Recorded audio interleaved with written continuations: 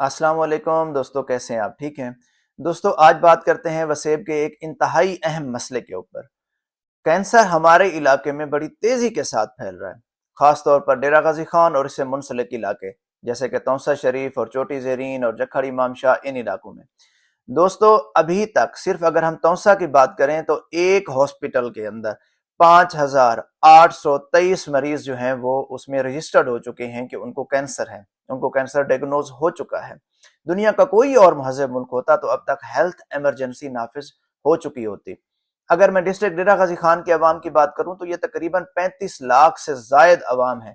और अगर डिवीजन डेरा गाजी खान यानी राजनपुर, मुजफ्फरगढ़, डेरा गाजी खान और लिया की बात करूं तो ये तकरीबन 1 करोड़ 10 लाख से जायद अवाम बनती है, जिनके लिए कोई एक कैंसर हॉस्पिटल मौजूद ही नहीं है सिरे से। पंजाब में अब तक टोटल 13 कैंसर अस्पताल कायम किए जा चुके हैं, जिनमें अक्सरियत जो है वो लाहौर में है।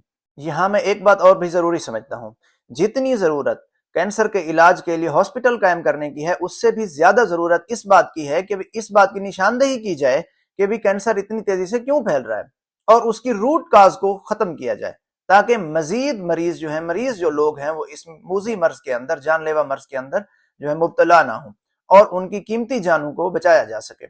अच्छा, अब मैं जरा इसके हल की तरफ आता हूं। अब इसके हल के लिए मैं सिर्फ और सिर्फ अपने वसेब के नौजवानों से मुखातिब हूं। नौजवानों, मेरी बात सुनो। हम कब तक लाहौर की तरफ या इस्लामाबाद की तरफ अपने मसाइल के हल के लिए देखते रहेंगे?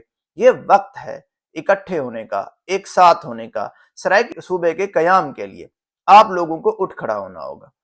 दोस्तों, मेरा ख्याल में ये एक बेहतरीन वक्त है कि हमें मुत्तहद होकर एक सरायकी सूबे के कयाम के लिए मुनज़्ज़म कोशिश करनी चाहिए, ताकि हम अपने मसाइल खुद हल कर सकें और हमें किसी और के आगे ज़रूरतमंद बनकर अपनी नज़रें नहीं उठा के रखनी चाहिए, अपनी नज़रें नहीं जमानी चाहिए कि भाई आप आओ और हमारे मसाइल हल करो। मेरा ख्याल में वक्त की अहम ज़रूरत है सरायकी सूबा।